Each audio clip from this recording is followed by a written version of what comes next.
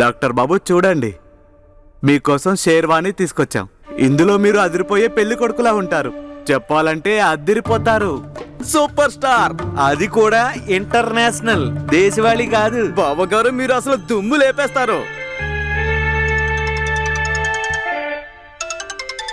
చూడన్న తను మళ్ళీ కాల్ చేస్తోంది. ఓసారి మాట్లాడిద్దాం. ఎన్నిసార్లన్నా మోగనివ్వు, ఫోన్ ఎత్తద్దు. అలాగే అన్నగారు. ఒకవేళ నువ్వు ఇప్పుడు ఫోన్ ఎత్తకపోతే హాసిని ఇంకా మా ఫ్యామిలీ ఇక్కడికి పోలీసుల్ని తీసుకొస్తారు. అప్పుడు మీరు ఇంకేం చేయలేరు. నన్ను మాట్లాడివ్వండి, నేను వాళ్ళకి నచ్చ చెప్తాను. అయితే సరే, త్వరగా మాట్లాడి నచ్చ చెప్పండి. కానీ జాగ్రత్త, ఇక్కడ మీ నోరు జారిందో అక్కడ మీ తమ్ముడి ప్రాణాలు పోతాయి.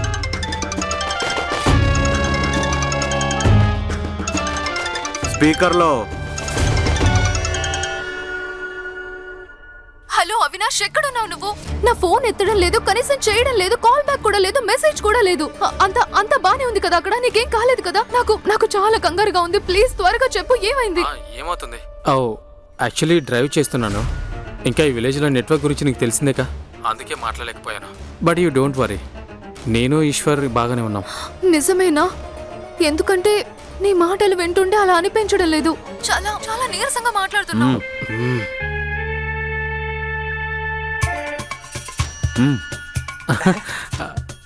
అదేంటంటే ఈరోజు చాలా పనుండే, ఇంకా ఇంత దూరం డ్రైవ్ చేస్తున్నాను కదా, అందుకే అలసిపోయాను అంతే. సరే ఒకటి విను, పంతులు గారు చెప్పారు నిశ్చితార్థంతో పాటు ఈరోజు బొట్టు పెట్టే ఆచారం కూడా ఉందని. నాకు ఈరోజు ఎట్టి పరిస్థితుల్లోనైనా నీ పేరు మీద బొట్టు పెట్టుకోవాలనుంది. నువ్వు కంగారు పడక హాసిని, నీ నుదుటి మీద నా పేరు యొక్క కుంకుమ బొట్టు తప్పకుండా చేరుతుంది. అవినాష్, నువ్వు ఇక త్వరగా వచ్చేసాయి. ఒక్కసారి నేను నిన్ను చూశానంటే నా మనసు కుదుట పడుతుంది.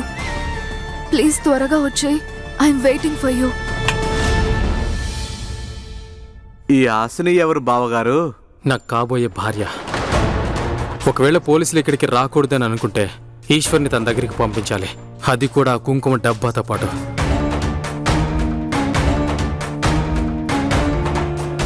సరే వదిలేస్తాం, కుంకుమ డబ్బాని కూడా పంపిస్తాం.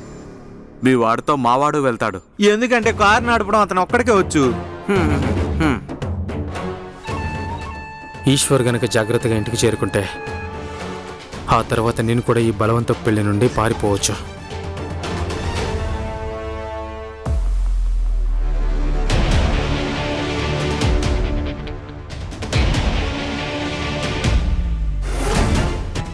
పోలీసుల్ని తీసుకుని కపురియా గ్రామానికి రండి. అన్నా, ఒకవేళ ఈ కుంకుమని ఆ పట్టణంలో ఉండే అమ్మాయి కూడా పెట్టుకుంటే అప్పుడు ఆమె కూడా ఇతని భార్య అయిపోద్ది కదా. నిజమే. అప్పుడు మన సౌందర్య పెళ్లి సంగతి ఏంటి? ఈ కుంకుమ డబ్బాని మీరే పడేస్తే బాగుంటుంది అనిపిస్తుంది. అవునన్నా, అప్పుడు ఈ సింధూరం ఉండదు, సౌందర్య ఏ ఇబ్బంది పడాల్సిన అవసరమూ ఉండదు. మీరు అస్సలు కంగారు పడకండి. ఈ సింధూరం డబ్బా పట్నం మేడం దగ్గరికి చేరేలోపే డాక్టర్ బాబు మన సౌందర్య నుదుటిన కుంకుమ బొట్టు పెట్టేసి ఉంటాడు. అతన్ని పంపించనివ్వు.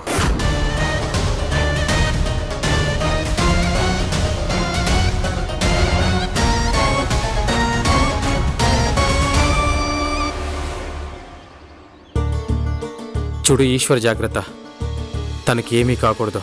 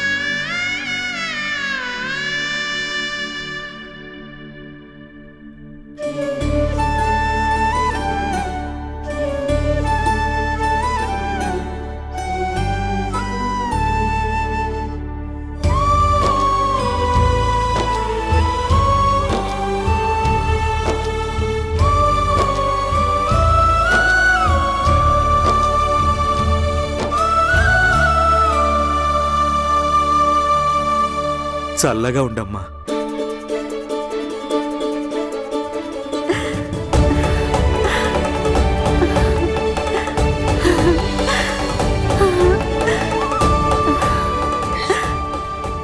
అచ్చు చూడ్డానికి అచ్చు లక్ష్మీదేవిలా కనిపిస్తున్నావు సౌందర్య. నీకు ఎవరి దిష్టి తగలకూడదు.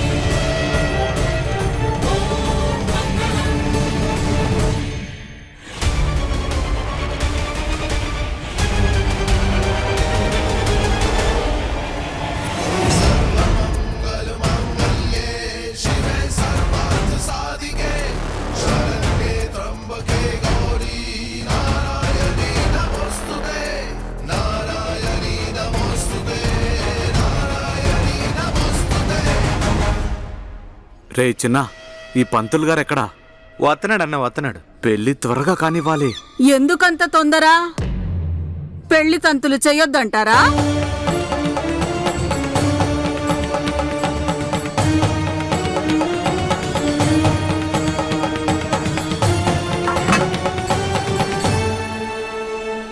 కాళ్ళు పళ్ళెంలో పెట్టండి.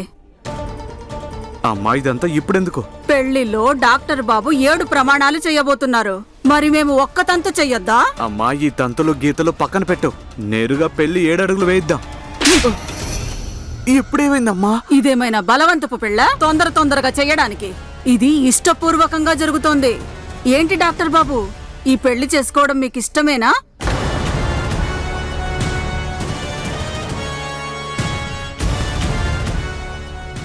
చెప్పు డాక్టర్ బాబు, ఇది బలవంతమేం కాదు కదా?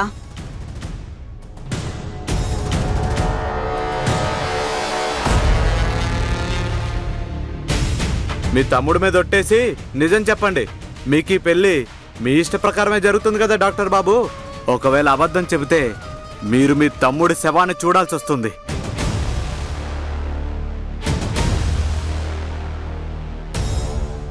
ఏమైంది డాక్టర్ బాబు?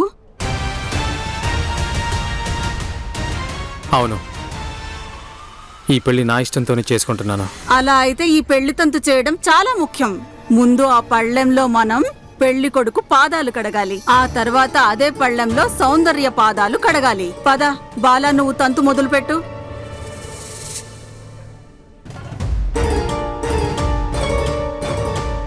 దీని అవసరం ఏం లేదు. అయ్యో, ఎందుకు అవసరం లేదు? మీరు మా బావగారు కదా, మేము మీ పాదాలు కడగాలి. పెళ్లి తంతులో ఇదొక భాగం. ఇలా పెట్టండి.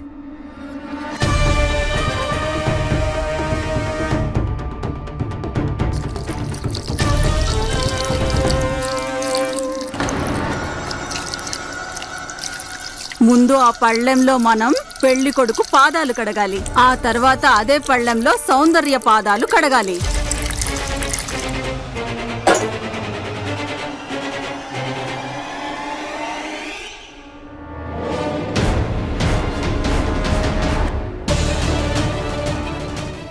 నేను ఈ ఎరుపు రంగుతో సౌందర్యక బలవంత పెళ్లి యొక్క నిజం రాసి పంపిస్తాను.